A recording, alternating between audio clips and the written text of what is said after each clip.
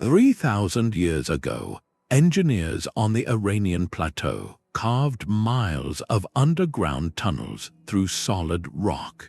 No pumps, no electricity, no modern machinery. Just human ingenuity and a profound understanding of gravity.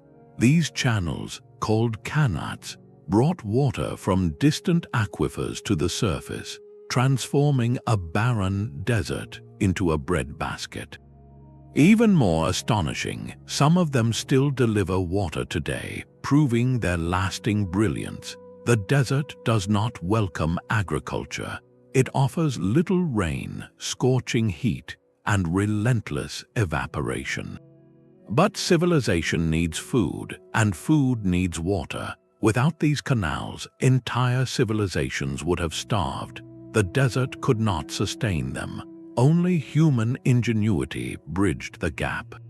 The ancient answer was not to fight the desert with brute force, but to outsmart it.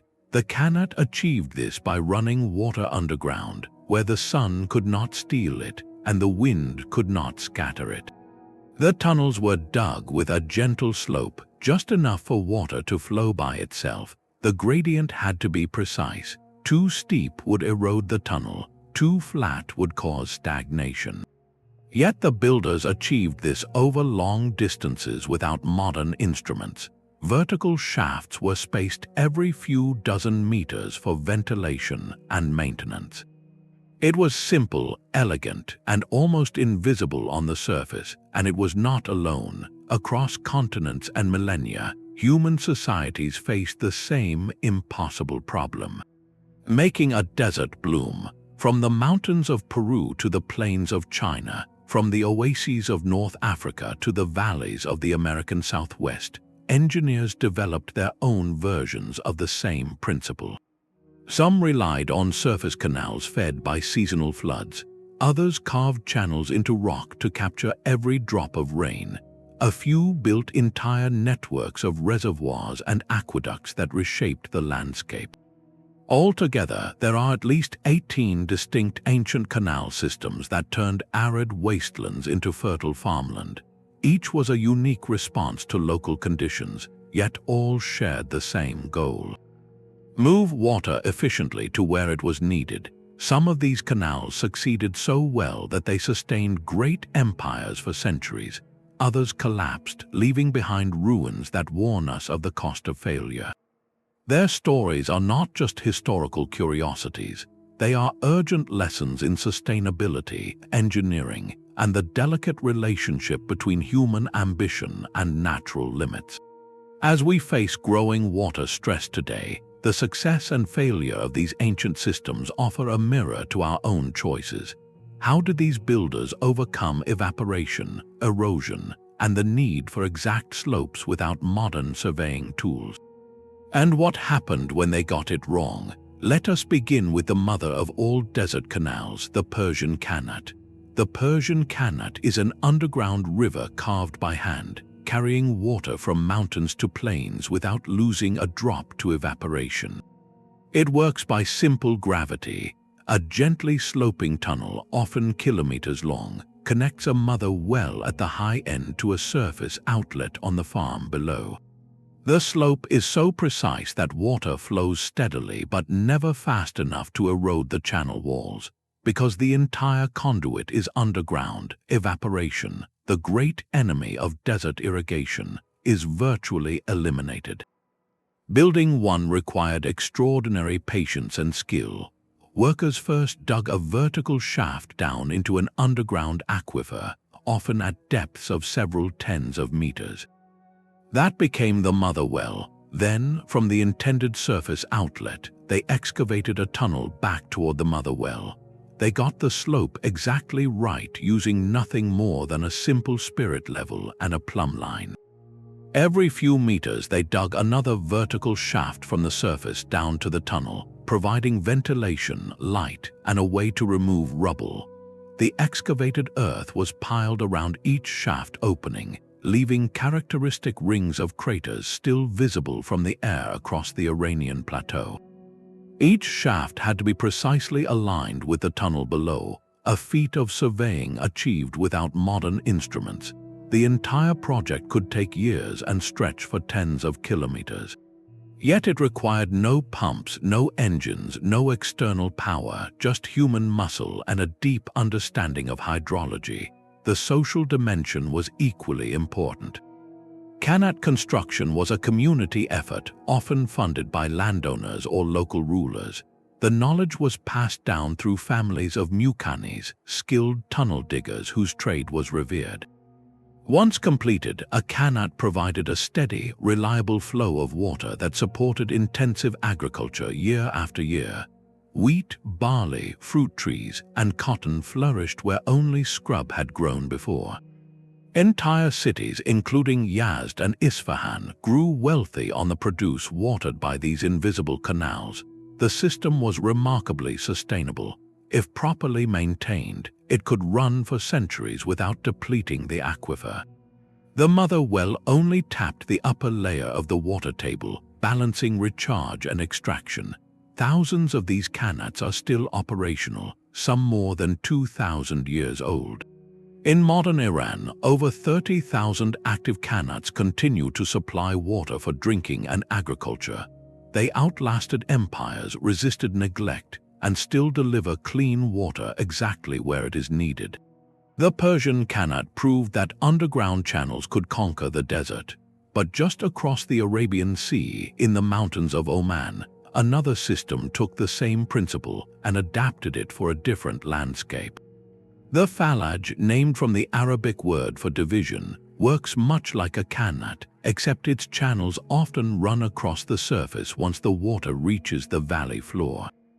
The mother well and underground tunnels still gather groundwater, but after emerging, the water enters an open channel lined with stone or plaster, then flows into a central distribution pool. From there, it splits into smaller branches that water individual fields, date groves, and village gardens. In a place where annual rainfall can be less than 100 millimeters, the Falaj transformed wadi basins into ribbons of green. What makes the Falaj remarkable is not just the engineering, but the social contract that surrounds it. Every droplet belongs to the community, and its allocation follows a strict schedule measured by a sundial or a water clock. Each family receives water for a fixed number of days or hours, based on their contribution to the canal's construction and maintenance. The system is managed by a local committee called the Ain, which supervises repairs, settles disputes, and ensures that the rotation remains fair. This collective discipline kept the Falaj operational for centuries, even through invasions and political upheaval. But there is a catch. Unlike the deep, protected qanat tunnels, open Falaj channels are exposed to evaporation and erosion. They require constant dredging, replastering, and clearing of debris. If a community neglects its maintenance for even a single season, the channel can clog, crack, or collapse. That vulnerability has become a growing problem in the modern era, as younger generations leave for cities and traditional knowledge fades. The Falaj system is a reminder that the best engineering is only half the solution.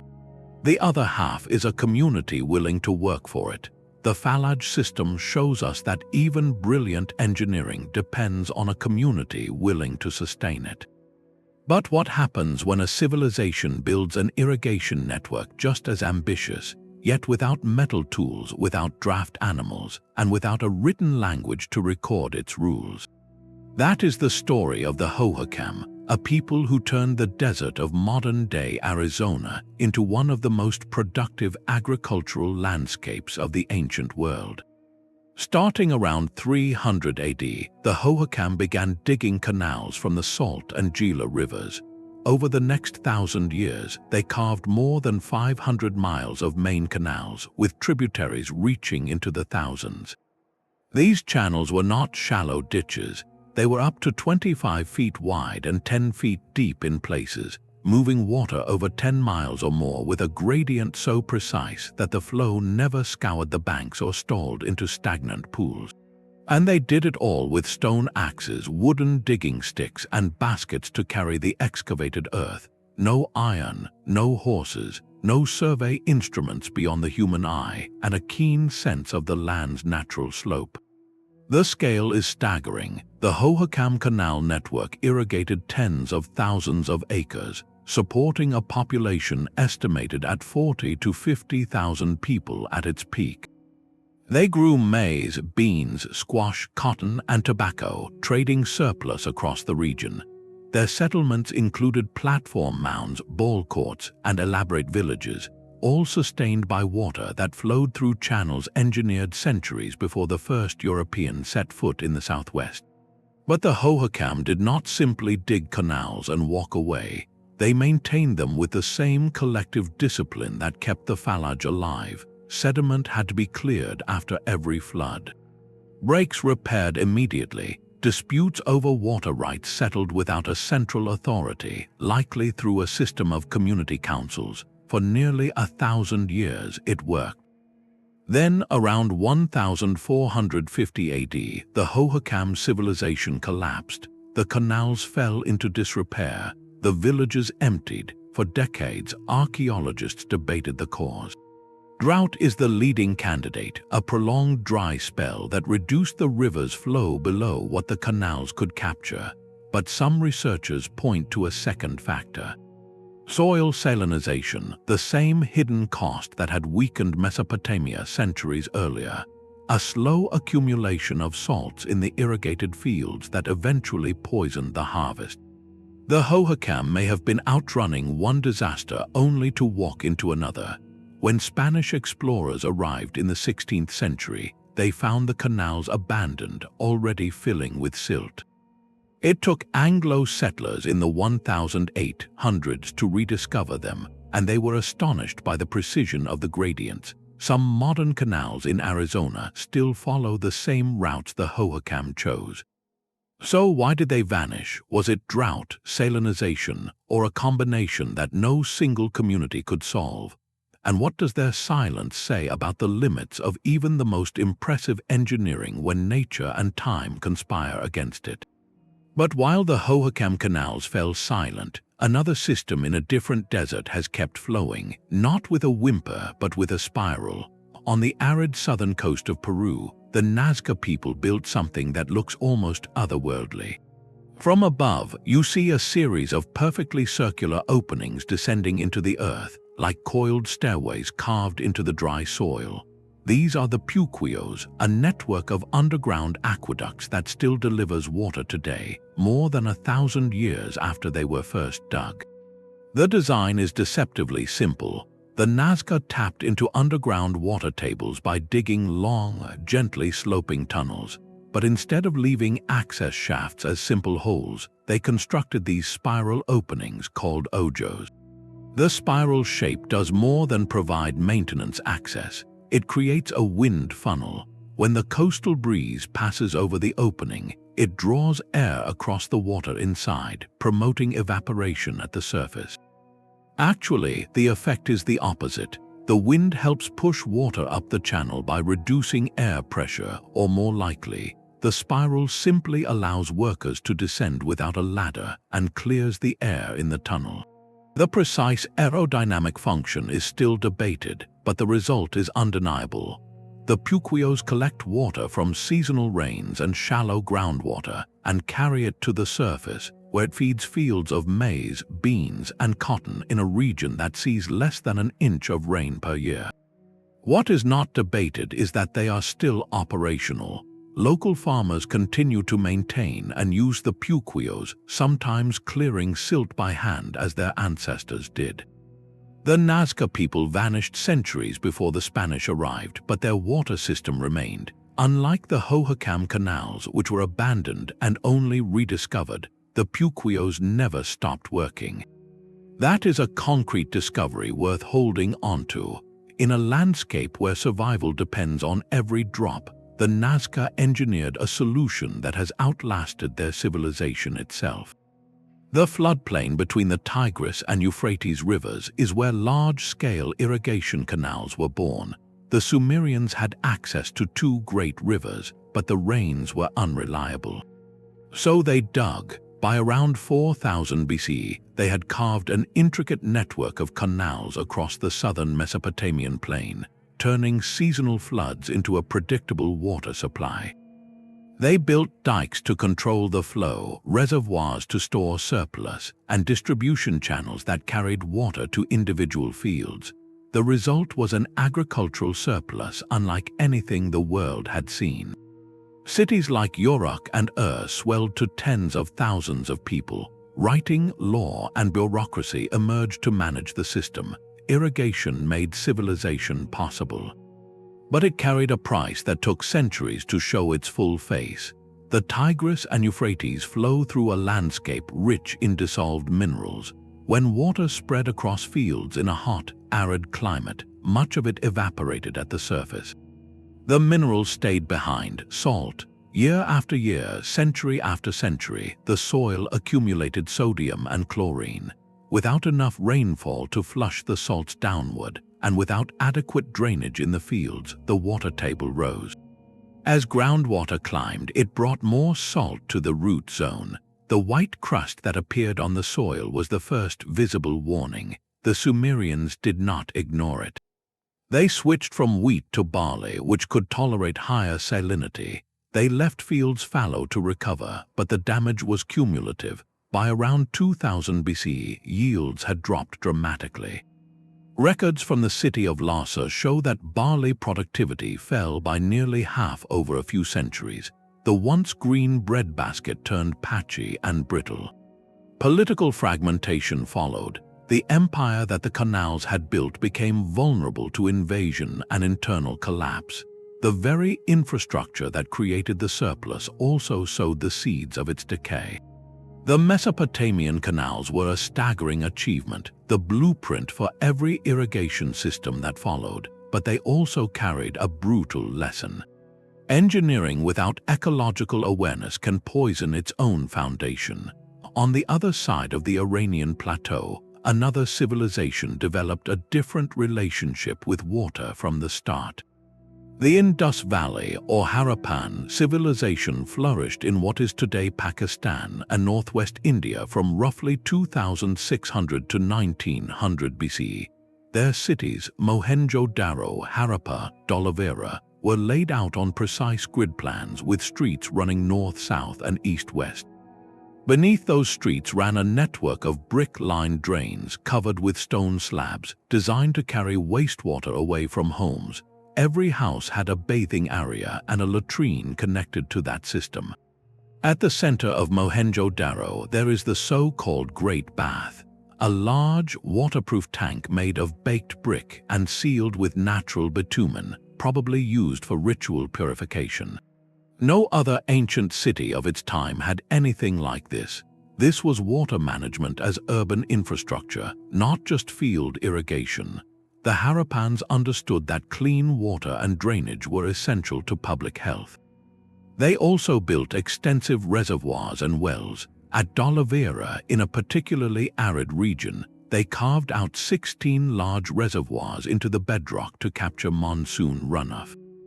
For farming, the flat alluvial plain of the Indus required irrigation to grow wheat, barley, and cotton. Archaeologists have found traces of ancient channels, but the river's shifting course and heavy silt deposition have erased most direct evidence. What seems clear is that the Harappans did not rely on a single massive canal system like the Sumerians. Instead, they managed water at multiple scales, city, neighborhood, field, with a degree of planning that suggests centralized coordination but also local control.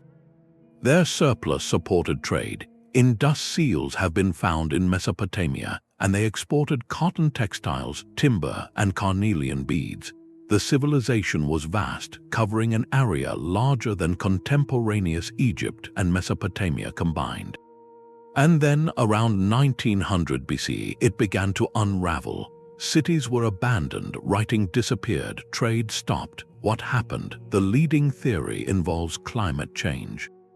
A weakening of the monsoon reduced river flow, causing the Indus to shift course and leaving many settlements dry. but others propose that over-extraction of groundwater or silt accumulation in reservoirs played a role. The truth is we do not yet know. The Harappans left no royal inscriptions boasting of their waterworks, no annals recording a crisis. Their integrated system of city drains, baths, and canals worked brilliantly for centuries, and then, quietly, it failed. What exactly went wrong? Not every ancient water system ended in collapse or mystery. The Dujiangyan irrigation system in the Sichuan Basin of China has operated for more than 2,000 years. It survives by working with the river rather than against it. The Min River, fed by meltwater from the Tibetan plateau, flooded the plains each summer. The Qin state needed a reliable food supply for its unification campaign, and the engineer Lai Bing was appointed in the 3rd century BC. He rejected a dam. Instead, he built a levee shaped like a fish mouth that splits the river into 2 channels. The inner channel directs water into the irrigation network, while the outer channel carries floodwater and sediment away. No wall or barrier attempts to stop the river's force, only a gentle redirection. The system's brilliance continues with the treasure bottle mouth, a narrow gorge cut through Mount Yulei. The constriction forces the water to accelerate, increasing its velocity. This swift flow scours the channel bed and carries silt downstream, preventing the accumulation that would gradually block the irrigation network. It is a self-cleaning design that operates automatically each year. A third component, the flying sand weir, acts as a low spillway built at a precise height. When the river rises, water and sediment spill over it and return to the outer channel, diverting excess flow and debris away from the inner channel. The weir maintains the correct balance between the 2 channels even during extreme floods. The result is a system requiring no dam, no pumps, and little maintenance. It irrigates over 500,000 hectares of farmland. The rice and wheat it produced fed the Qin army and later helped the region withstand droughts and famines that devastated other areas. It is still in use today, 22 centuries later. Dujiangyan embodies the Taoist principle of Wu Wei, action through non-action, aligning with the natural order. Lai Bing did not try to conquer the river. He studied its rhythms and designed a system that turned the river's own force into a tool for irrigation, flood control, and sediment management. This approach differs from the canals of Mesopotamia or the Roman aqueducts, which imposed human will on the landscape, often at great cost. Dujiangyan shows that sustainable engineering does not fight nature. It invites nature to do the work. While Dujiangyan worked with nature, the Qin state had another canal born from deception. In the 3rd century BC, the rival state of Han sent engineer Zheng Guo to the Qin court with a seemingly generous proposal. Let Qin build a massive canal to irrigate the dry Guangzhong plain. The Han hoped the project would drain Qin's treasury and manpower, leaving it weak. But the plan backfired spectacularly. Zheng Guo designed a canal that diverted water from the Jing River over 150 kilometers eastward to the Luo River. It cut through arid highlands, channeling sediment-rich water onto the parched lower soils.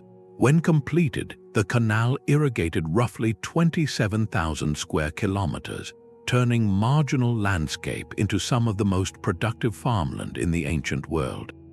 The grain yields were staggering, enough to supply a massive army and a growing population. The Qin king Yingzheng recognized the true value of the project.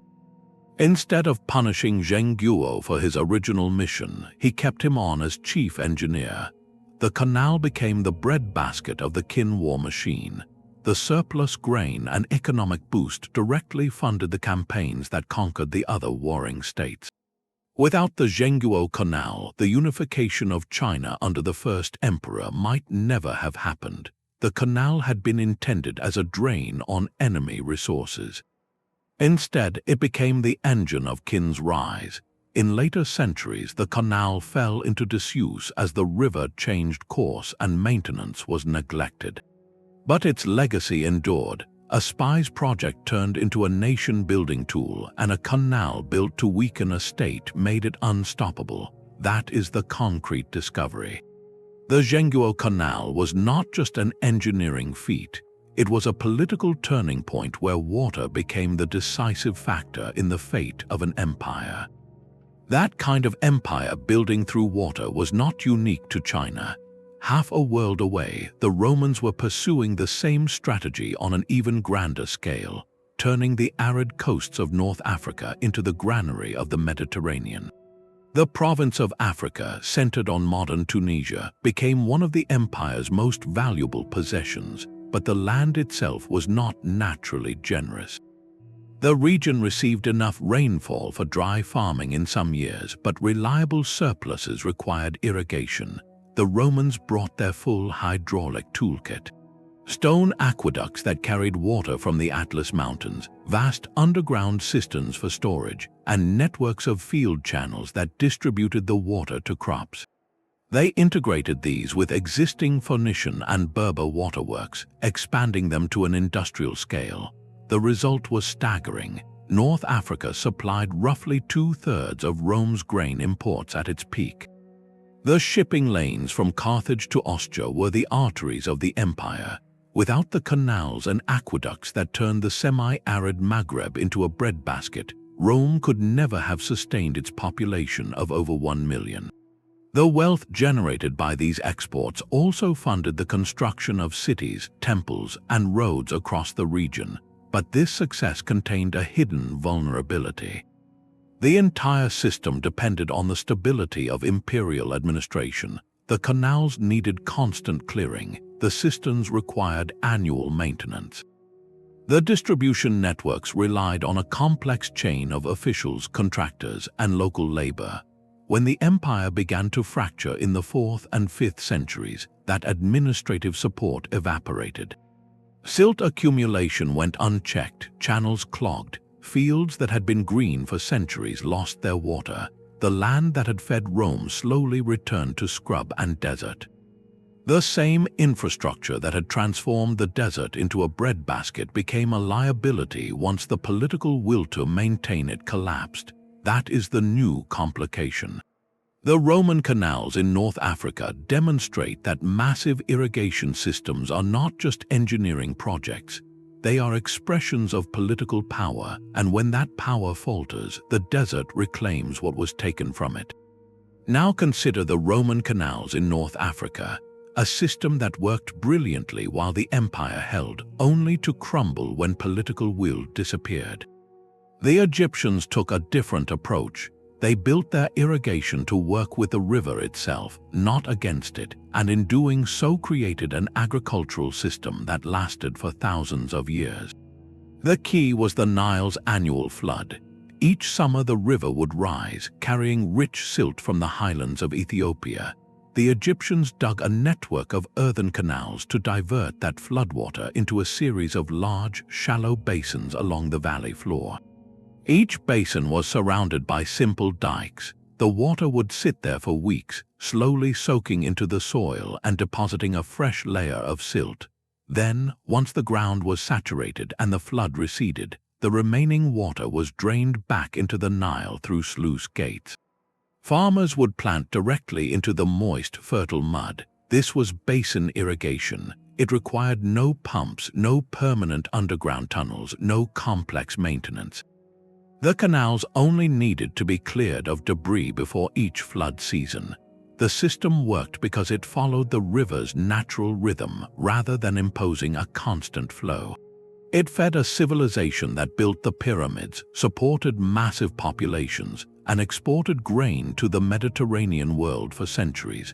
Now contrast that with the modern reality. The Aswan High Dam, completed in 1970, ended the annual flood. The river is now regulated year-round. That solved the problem of unreliable peaks and kept water available at all times.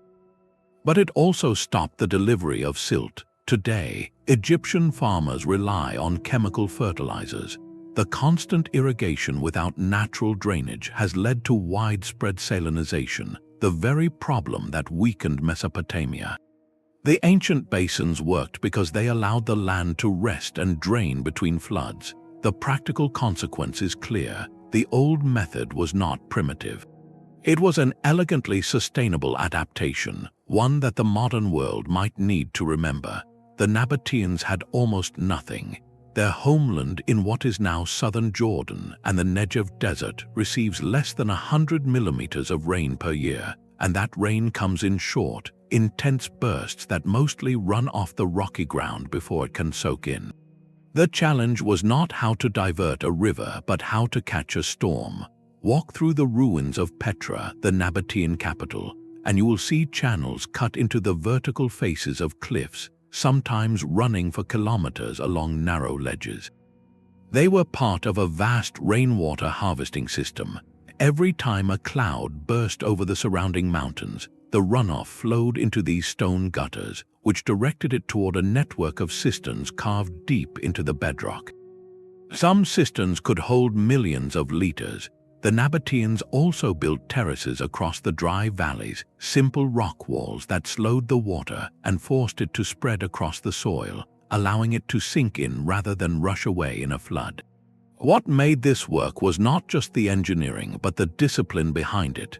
The Nabateans developed a strict set of water laws. Every channel, cistern, and terrace was maintained by a specific community, and the allocation of water during the dry months was governed by a schedule that everyone followed. Damage to a channel was repaired immediately because the system had no buffer. A single broken section could leave an entire district dry. The result was a city that thrived in a place that should have been uninhabitable. Petra sat at the crossroads of the incense trade routes, and its water system supported a population that reached 20,000 people. Outside the city, the same techniques turned barren hillsides into vineyards and olive groves. The Nabateans did not fight the desert. They treated every drop of rainfall as a resource to be captured, stored, and distributed with surgical precision. Their system worked because it supported a flourishing civilization in one of the driest places on Earth. That same land, without their infrastructure, today supports only a fraction of that population. Across the Sahara, another civilization made a different bet. The Garamontes built a network of underground tunnels called Fogara in what is now southern Libya. These were gently sloping tunnels that tapped groundwater in the highlands and brought it by gravity to fields below, the same principle as the Persian Qanats.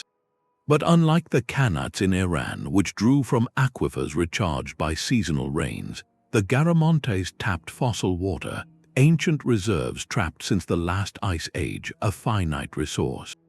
The scale was immense. Archaeologists using satellite imagery have mapped over 500 miles of these tunnels across the Fezzan region. Each tunnel had multiple access shafts, some reaching tens of meters deep. They watered a string of cities, including the capital Garama, which housed several thousand people. The Garamontes grew wheat, barley, grapes, dates, and even cotton, luxury goods traded with the Roman Empire. Roman writers described them as a powerful people living in stone houses with livestock. For centuries the system worked, but fossil water is finite. As the population grew and more tunnels were dug, the water table dropped. Wells had to be deepened, tunnels extended further into the desert. The effort required increased while the yield slowly declined. By around 500 CE, the cities had been abandoned. The tunnels fell into disrepair, sand covered the shafts. The Garamontes faded from history, remembered only in scattered Roman accounts and the ruins their canals left behind. That is where the contrast becomes crucial. Persian Qanats, drawing from renewable groundwater, have operated for over 2,000 years in many cases. Some still flow today. The Garamontes did everything right in design and construction. They did not fail because they were primitive. They failed because they treated a finite supply as if it were infinite. When the water ran out, their entire civilization dried up with it. That raises an uncomfortable question about how many modern desert cities are replaying the same story, just with deeper wells and better pumps. The ancient kingdoms of Sri Lanka solved the same problem differently. Instead of mining groundwater, they captured what nature already provided each year. Their answer was not tunnels but vast artificial lakes called tanks, linked by canals into an integrated system. That system turned the island's dry zone into one of the most productive rice bowls in the ancient world. The northern and eastern plains receive heavy monsoon rain for only a few months. The rest of the year the land bakes, so engineers built enormous earthen reservoirs, some over a kilometer across, to capture the runoff. From those tanks, canals channeled water through sluice gates into rice paddies, often in a carefully timed sequence across multiple fields. The genius was the cascade. Each tank fed into the next downstream, wasting nothing. An entire catchment became a single hydraulic system managed by village councils and royal overseers. This was not just engineering, it was a political achievement. Building and maintaining thousands of tanks required coordinated labor across kingdoms. The Anuradhapura kingdom, flourishing from the 4th century BC, constructed one of the largest, the Kalawiwa tank, which held enough water to irrigate vast tracts and still stands today. When British colonists arrived in the 19th century, they found many tanks silted and abandoned, but the design was so sound that they simply dredged and repaired them. Today, hundreds of Sri Lankan tanks remain in active use, some over 2,000 years old. The cascade principle, storing water high in the hills and releasing it gradually through linked reservoirs, proved so effective that it has been continuously employed with modern adaptations for millennia. The system worked because it worked with the monsoon, not against it, and because the society understood that water governance was as important as the infrastructure itself. That principle, that water governance matters as much as concrete, takes a different shape in the mountains of southern Spain. Here, under the Islamic caliphates of Al-Andalus, engineers built what they called acequias, surface channels that carried meltwater from the Sierra Nevada down to the parched plains. The technology itself was straightforward. A stone-lined channel, sometimes covered to reduce evaporation, followed the contour of the slope, relying entirely on gravity. Water entered from a river or spring at a higher elevation and traveled sometimes dozens of kilometers, crossing gullies on simple aqueducts or tunneling through rock when necessary. The construction required skill but not mystery. What made the acequias revolutionary was not the channel, it was the turn system. Every farmer who drew from an acequia received water for a fixed number of hours, often measured by the sun or a simple water clock. The schedule was written into local law and enforced by a tribunal of water users. In Valencia, that tribunal, the Tribunal de los Aguas, still meets every Thursday at the door of the Apostles of the Cathedral. It has been operational for over 1,000 years. The same acequias that watered the fields of Islamic Valencia continue to flow today, maintained by the descendants of those original farmers. When Christian rulers conquered the region, they did not dismantle the system. They adopted it because the system worked. The acequias transformed the dry plains of Andalusia and Valencia into some of the most productive farmland in medieval Europe. Citrus, rice, olives, and vegetables flourished. The land that had supported only sparse grazing now fed cities like Granada and Cordoba and exported surplus to other kingdoms. The key was not just the water but the trust that every user would respect the schedule. That trust was written into custom, enforced by community pressure, and remarkably resilient. What the acequias reveal is that water management is fundamentally a social contract. The engineering was simple, gravity and stone. The hard part was building a system of fairness that lasted through conquest, through dynasties, through centuries. That is why some acequias still flow. The channel carries water, but the agreement among the users carries the channel. So the acequias survived conquest because their social contract proved more durable than the kingdom that built them. But the Inca system in the Andes shows a different fate. There, the integration of canals and terraces was so complete that when the society supporting it collapsed, the entire infrastructure unraveled with it. The Inca inherited a landscape that seemed impossible for agriculture. The steep slopes of the Andes had thin soils, heavy rainfall that washed away topsoil, and freezing temperatures at night. Flat land was almost non-existent. The solution was not simply to bring water but to remake the mountain itself. They carved thousands of step terraces or andines into the slopes, each held up by stone retaining walls. And they built canals, often lined with precisely fitted stones, to carry water from melting glaciers and high-altitude streams down through these terraces. The genius was in the integration. The stone walls did more than hold soil. They absorbed heat during the day and released it at night, creating warmer microclimates that extended the growing season by weeks. The canals did not just irrigate, they drained excess water during heavy rains, preventing the terraces from turning into landslides, and the terraces themselves acted as giant filters, slowing runoff and allowing water to seep slowly through the soil, recharging the groundwater below. One canal could serve dozens of terraces at different elevations, each growing a different crop: potatoes on the high terraces, maize on the warmer middle slopes, coca and chili peppers in the lowest valleys.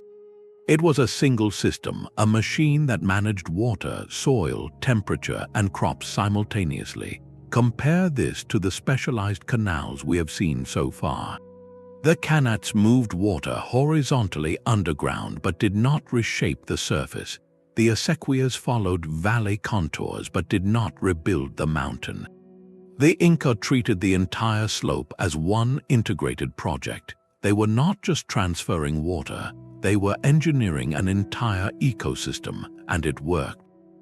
The Inca heartland around Cusco supported a population that built one of the largest empires in the pre-Columbian Americas. The terraces produced surplus grain and potatoes that could be freeze-dried and stored for years. The canals never ran dry because they tapped glacial meltwater that flowed even in the driest months. It was a model of sustainability, but it was also fragile. When the Spanish arrived, they brought disease. The native population collapsed, and with it the workforce that maintained the terraces and canals. Without regular upkeep, the stone walls began to crumble. The canals clogged with sediment, the terraces eroded. Within a generation, much of the system was abandoned. The forest returned, the breadbasket went back to wilderness. The new complication here is not engineering failure. The Inca canals and terraces did not fail because of salinization or aquifer depletion. They failed because the society that ran them ceased to exist. And that is a different kind of lesson. A system can be brilliant, sustainable, and holistic, but if the social fabric that maintains it is torn apart, the whole thing unravels. The acequias survived conquest because the local communities kept using them. The Inca system did not, because the empire had centralized control so completely that local communities could not sustain the infrastructure on their own. The most integrated landscape management in the ancient world became its own vulnerability, but not every ancient canal system depended on an empire for survival. Some were built by small, decentralized communities living on the edge of survival, and their story is about something else entirely: the raw vulnerability of depending on rainfall in a world that could suddenly stop delivering it. On the Colorado Plateau, in what is now the American Southwest, the ancestral pueblones, often called the Anasazi, did not have the Incas' glaciers or the Hohokam's giant rivers. They had seasonal streams and unpredictable summer rains that could vanish for years at a time, and yet they too built canals. These were not massive stone-lined projects. They were often simple, earthen trenches, sometimes reinforced with stone, that diverted runoff from intermittent washes into fields carved into the canyon floors. The Anasazi planted maize, beans, and squash in terraced plots that caught every drop. Their canals were modest, serving only a few dozen families at most. But in a landscape where annual rainfall hovered around 20 centimeters, that was enough. Enough to support villages like Mesa Verde and Choco Canyon, where thousands of people lived in stone apartments that still stand today. The system worked for centuries. Then, around the year 1130, the rain stopped. Tree ring records show a prolonged drought that lasted decades. The runoff streams dried up, the canals sat empty, the maize withered. The Anasazi did not have the engineering to tap deep groundwater or store enough surplus to wait out a multi-decade dry spell. They abandoned their homes, moving south to the Rio Grande, where water was more reliable. Their canals were never rebuilt. The desert reclaimed the fields. The question this leaves is not about engineering failure or social collapse. It is about the limits of adaptation. The Anasazi canals were perfectly suited to a climate that behaved within a certain range. When that range shifted, the entire system became useless. And that raises a difficult, open question for every civilization that depends on water infrastructure. How do you design for a world that refuses to stay the same? The Anasazi question lingered. How do you make water infrastructure resilient when the climate shifts? One answer lies not in surface channels but deep underground. In the Taklamakan Desert of western China, one of the driest places on Earth, engineers solved the same problem by going into the earth itself. They built Karez underground tunnels that tap groundwater flowing down from the Tian Shan Mountains, carrying it for miles beneath the scorching surface. The Karez worked on the same principle as the Persian Qanats we started with, a gently sloping tunnel gravity-fed with vertical access shafts for maintenance. But here, the water came not from a mother well but from the alluvial fans at the mountain base, where snowmelt seeps into gravel beds. The tunnels could extend for 10, 20, even 30 kilometers. They turned the Tarim Basin into a chain of oasis cities along the Silk Road. The city of Turpan became famous for its grapes and melons, grown in fields that would have been impossible without the Karez. Caravans crossing the Taklamakan depended on these oases for water, food, and shelter. The technology itself traveled along the trade routes. Similar Karez systems appear in Iran, Afghanistan, and across Central Asia, each adapted to local geology. That diffusion shows how a good idea spreads when it works. Many of these Karez are still in use today, some more than 1,000 years old, but they face a new threat. Modern electric pumps allow farmers to draw groundwater far faster than the tunnels ever could. As the water table drops, the Karez run dry. In some areas, they are being abandoned because shallow wells have already drained the aquifers they relied on. The practical consequence is stark. The same unsustainable extraction that doomed the Garamontes in the Sahara is now challenging the Karez in the Taklamakan. These ancient tunnels are a reminder that a clever technology is not enough. It has to be paired with stewardship, and that stewardship is being tested again right now. Now consider the Marib Dam in Yemen, where the collapse of a 1,000-year-old system shows the cost when stewardship fails. Built around the 8th century BC by the Sabaean kingdom, Marib was not a concrete monolith but an earthen dam faced with stone, 16 meters high and nearly 700 meters wide. It turned a dry river valley into a vast reservoir, and from that reservoir a network of canals branched across the desert, carrying water to fields that grew wheat, barley, and dates. The Sabaean kingdom grew wealthy not only from trade in frankincense and myrrh, but from the agricultural surplus that fed a thriving population. The scale of the project was immense. The dam held back the seasonal floods of the Wadi Adhana, releasing water into canals that irrigated thousands of hectares. For centuries, this system made the desert bloom. But the dam was never a single, permanent structure.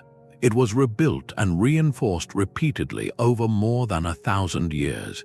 Each generation cleaned the canals, excavated accumulated silt, and maintained the distribution system that kept the fields fertile. This was not a one-time engineering triumph but a continuous social commitment. The maintenance itself became part of the kingdom's rhythm. Every dry season, workers cleared the channels, repaired the sluice gates, and rebuilt the stone facing where floods had eaten away the earth. As long as that effort continued, the system worked. The water flowed, the crops grew, and the kingdom prospered. Yet over the centuries, the task grew more demanding. Silt built up year after year, raising the floor of the reservoir and reducing its capacity. The dam required more frequent repairs, and the effort of maintaining the canal network grew along with the kingdom's population and wealth. Warning signs appeared. Some records suggest that smaller breaches were patched in the centuries before the final collapse, each repair a temporary fix on a system that was slowly wearing out. The kingdom faced pressure from external conflict and shifting trade routes, which may have diverted attention from the constant care the dam demanded. The margin between prosperity and collapse had been shrinking for generations. In the 6th century AD, that margin disappeared. The exact cause of the final breach is still debated. Some accounts point to a catastrophic flood that overwhelmed the structure after unusually heavy rains. Others suggest that political decline and neglect had already allowed the dam to fall into disrepair, so that a normal flood was enough to break it. What is certain is that the dam broke, the reservoir drained, and the canals dried up. Without irrigation, the farmland reverted to desert within a few seasons. The Sabaean economy collapsed. The region that had been a crossroads of trade and agriculture became a marginal backwater, and the civilization that had flourished for over 1,000 years never recovered. The Marib Dam was a masterpiece of engineering, but it was not invincible. It required constant attention, cleaning silt, reinforcing the walls, managing the flow. When that attention stopped, the whole system failed, and with it the society that depended on it. The desert did not punish the Sabaeans for building a dam. It punished them for failing to maintain it. The margin between prosperity and collapse is measured in the daily, unglamorous work of upkeep. The desert does not forgive neglect, and the collapse of Marib is a final reminder that no system, however ingenious, can survive without the sustained effort of every generation that relies on it. The lesson of Marib is not unique. Across 18 canal systems, from Persian Qanats to Incan terraces, the same pattern repeats. When builders worked with natural forces, the system lasted centuries or millennia. When they tried to overpower the desert, it always won back. Every successful system used gravity, captured rainfall and seasonal floods, built with local materials, and governed water as a shared resource. The Hohokam network survived over 1,000 years because the community maintained it together. The acequias of Islamic Spain still run today because the turn system dividing water fairly is still practiced. Dujiangyan never needed a dam because its engineers understood the river would distribute water and sediment if given the right path. These were not primitive efforts. They were sophisticated, adaptive, and more sustainable than much of what we build today. Modern irrigation relies on massive dams that trap sediment and starve ecosystems, electric pumps that drain fossil aquifers, and concrete canals that eliminate infiltration. We have inherited the same vulnerabilities that destroyed the Garamontes and weakened Sumer: salinization, over-extraction, political neglect. The Marib Dam fell because maintenance stopped. The Garamontes disappeared by pumping a non-renewable aquifer dry. The Anasazi abandoned their farms when drought hit because their small canals had no storage. These failures were not inevitable, they were choices. The successful systems were also choices: to work with the landscape, share upkeep, adapt when conditions changed. What unites the 18 canals is not only their engineering but the mindset behind them. The recognition that water in the desert is a gift to be managed with humility, not conquered. The land produces abundance only as long as you respect its limits. A canal is a living part of a community that must be tended every season. We have left that wisdom behind, but it is not lost. Engineers today restore Qanats in Iran and rebuild Falaj systems in Oman. Farmers revive acequia traditions in Spain and terracing methods in the Andes. The old canals are blueprints for feeding ourselves in a world where water is becoming scarcer. The greatest legacy of these canals is not just their construction, but their demonstration that sustainable water management requires working with nature, respecting gravity, harvesting rainfall, and maintaining the land rather than overpowering it. We ignore that lesson at our peril, so here is one question worth sitting with. Which of these ancient canal systems would you most like to see revived or adapted in a modern desert region? Let me know in the comments. Subscribe for more deep dives into ancient engineering that uncover practical wisdom for our own time.